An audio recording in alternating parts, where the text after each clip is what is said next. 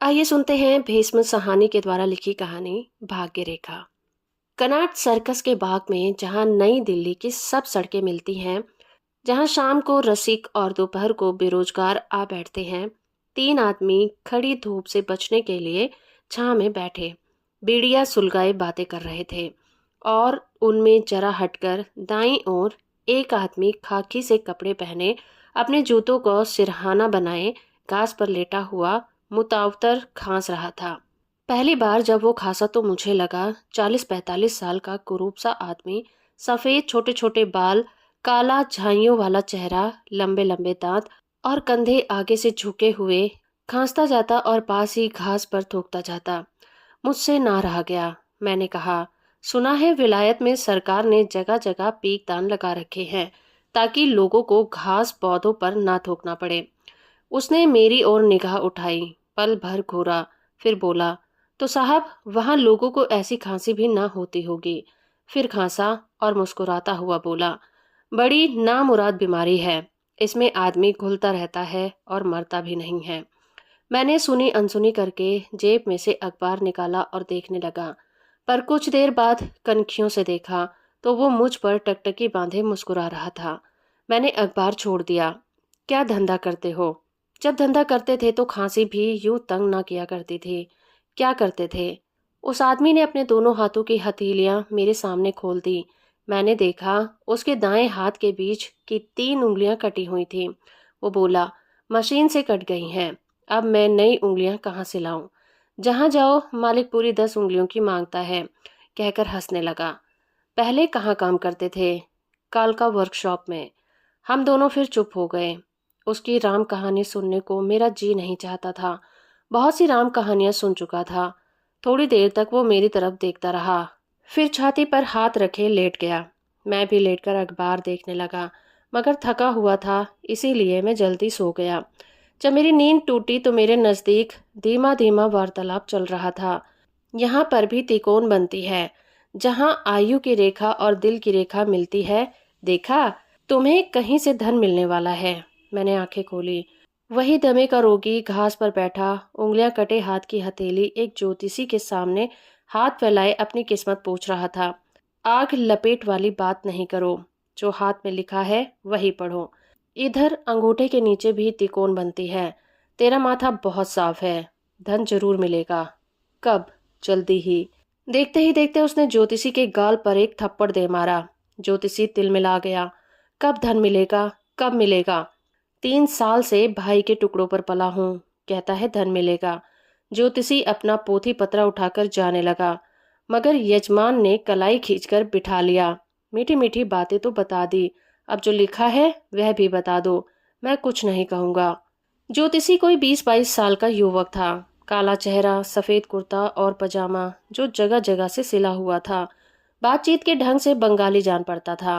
पहले तो घबराया, फिर हथेली पर यजमान का हाथ लेकर रेखाओं की मूक भाषा पढ़ता रहा। फिर धीरे से बोला, तेरे भाग्य रेखा नहीं है। यजमान सुनकर हंस पड़ा।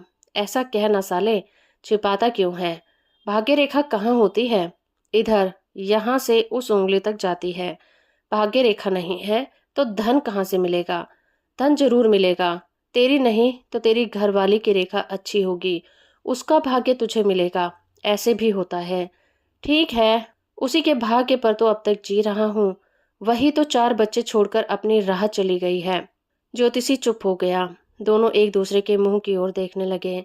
फिर यजमान ने अपना हाथ खींच लिया और ज्योतिषी को बोला, तू अपना हाथ दिखा। ज्योतिषी सकुचाया, मगर उससे छुटकारा पाने का कोई साधन न देखकर अपनी हथेली उसके सामने खोल दी। ये तेरी भाग्य रेखा है। हाँ, तेरा भाग्य तो बहुत अच्छा है। कितने बंगले हैं तेरे? ज्योतिषी ने अपनी हथेली बंद कर ली और फिर पोथी पत्रा सहेजने लगा। बैठ जा इधर। कब से यह धंधा करने लगा है? ज्योतिषी चुप। दमे के रोगी ने पूछा, कहाँ से आया है? पूर्वी बंगाल से। शरणार्थी है? हाँ। पहले भी यही धंधा या फिर कुछ और? ज्योतिषी फिर चुप हो गया। तनाव कुछ ढीला पड़ने लगा। यजमान धीरे से बोला, हमसे क्या मिलेगा? जा किसी मोटर वाले का हाथ देख। ज्योतिषी ने सिर हिलाया। वह कहाँ दिखाते हैं? जो 2 पैसे मिलते हैं तुम्ही जैसों से मिल जाते हैं। सूर्य सामने पेड़ के पीछे ढल गया था। इतने में 5-7 चपरासी सामने से आए और पेड़ के नीचे बैठ गए। जा उनका हाथ देख, उनकी जेबें खाली न होंगी। मगर ज्योतिषी सहमा सा बैठा रहा। एकाएक बाग की आबादी बढ़ने लगी। नीले कुर्ते पजामे पहने लोगों की कई टोलियां एक एक करके आईं और पास के फुटपाथ पर बैठने लगी। फिर एक नीली सी लारी झटकती हुई आई और बाग के ऐन सामने रुक गई।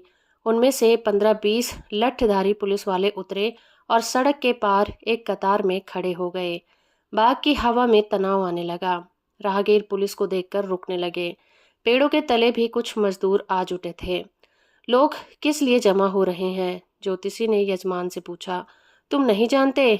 आज मई दिवस है, मजदूरों का दिन है। फिर यजमान गंभीर हो गया। आज के दिन मजदूरों पर गोली चली थी। मजदूरों की तादाद बढ़ती ही गई और मजदूरों के साथ खोमचे वाले, मलाई, बर्फ, मूंगफली, चाट चबैने वाले भी आन पहुंचे थे और घूम घूम कर सौदा बेचने लगे। इतने में शहर की ओर से शोर सुनाई दिया। बाग से लोग दौड़ दौड़कर फुटपाथ पर जा खड़े हुए।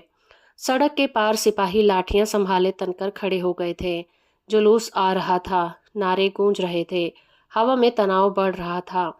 फुटपाथ पर खड़े लोग भी नारे लगाने लगे।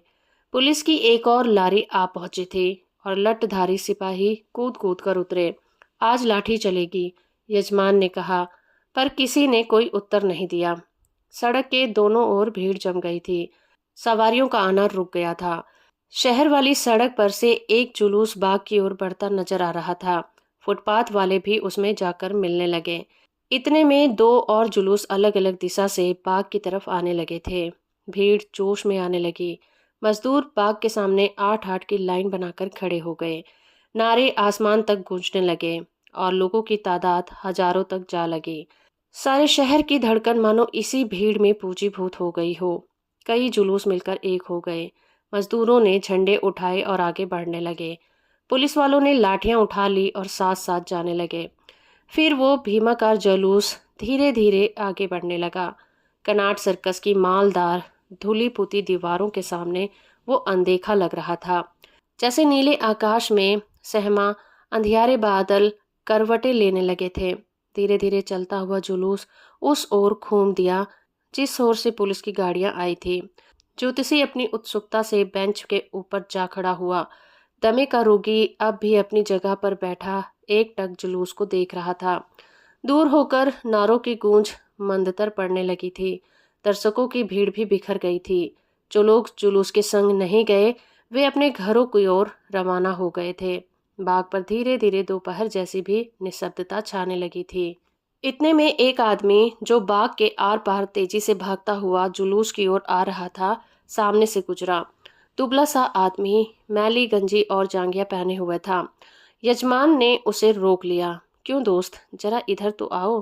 क्या है, यह जुलूस कहाँ जाएगा?